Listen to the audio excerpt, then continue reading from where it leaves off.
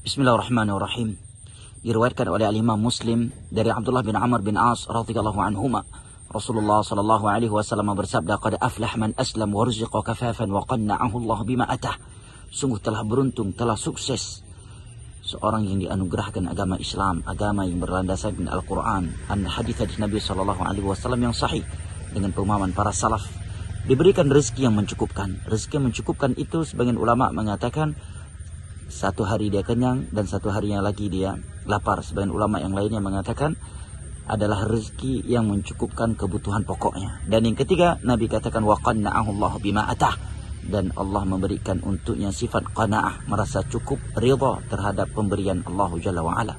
Barang siapa yang memiliki tiga sifat ini, maka sungguh dia telah diberikan kunci kebaikan, kesuksesan dan kebahagiaan dunia dan akhirat. Semoga yang sedikit ini bermanfaat. Wassalamualaikum warahmatullahi wabarakatuh.